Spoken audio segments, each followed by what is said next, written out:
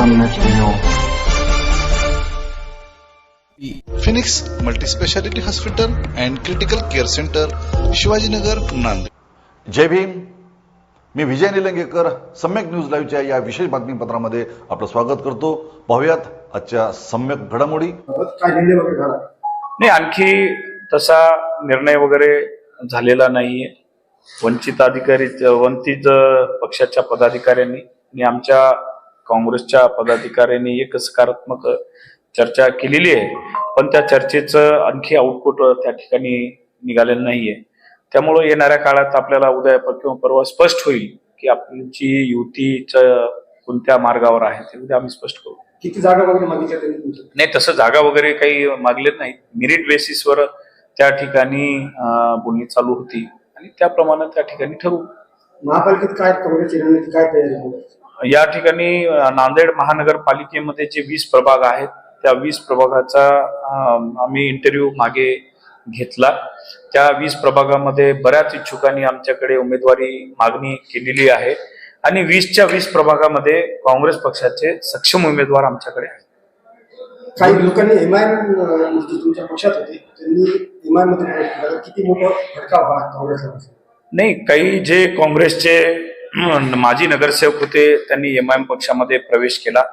आता त्यांचा तिकडे पक्ष प्रवेश जे 16 झाला त्यामध्ये त्याच्या मागे कोण आहे हे नांदेडच्या जनतेला स्पष्ट झालेलं आहे. त्यामागे अशोकराव चव्हाण हेच त्यामागे मोठं कारण आहे असं लक्षात आलं. कारण एमआयएम मध्ये प्रवेश केल्यानंतर ती सर्व मंडळी रात्री त्यांच्या बंगल्यावर गेल्याचं आपण जे व्हिडिओ आलेला आहे त्या व्हिडिओद्वारे आपण सर्वांनी पाहिलेलं आहे.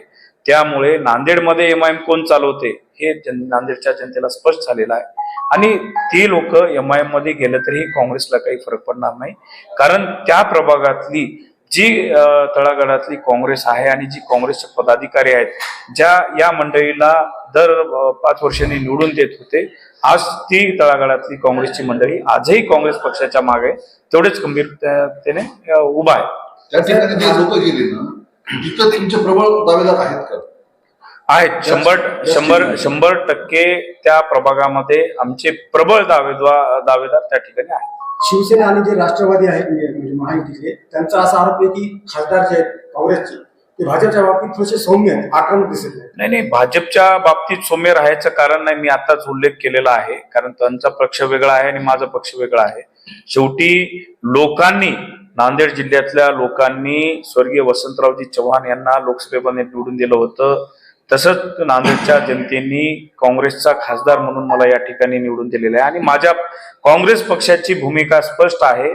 आणि जिथं कुठं भाजपला खिंडीत गाठायचं आहे, आम्ही कुठेही कमी पडताना दिसत नाहीये असं मला वाटतं. आणि जिथं कुठं भाजपला बोलायचंय, मी बरोबर त्या ठिकाणी भाजपला सडेतोड उत्तर दिलेलं आहे. आपण बघितलेलं आहे की मागे अशोकराव चव्हाणवर सगळ्यात पहिली टीका मी नांदेड जिल्ह्यामध्ये केलेली आहे.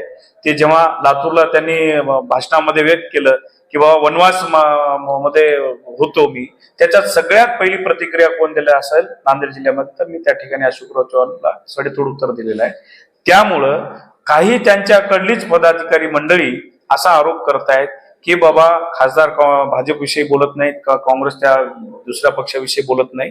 त्यामुळं या आरोपामध्ये काही तथ्य नाही असं मला वाटतं. ज्या आक्रमकतेने तुमचे वडील लढलेत का काँग्रेसच्या विरोधात, तशी आक्रमकता तुमच्यामध्ये नाही. ठीक आहे, आक्रमकता जिथं मी आताच म्हणल्याप्रमाणे कुठं अनुभवाचा कमी जास्त याच्यामध्ये वयाचा अनुभव आणि अनुभव हे कमी जास्त होत असेल, पण आमच्याकडे आपण बघू शकता सगळी खंबीर मंडळी काँग्रेसची पाठीमागे आहे.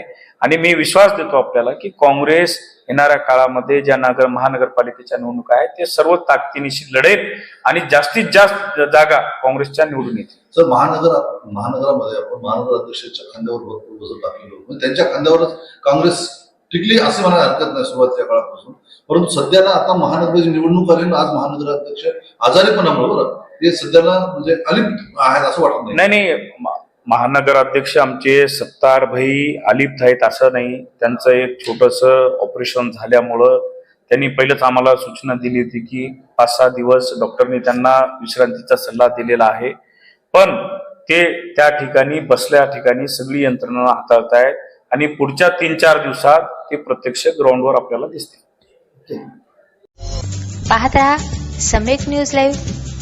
बातमी पाहण्यासाठी यूट्यूबवर सबस्क्राईब करा.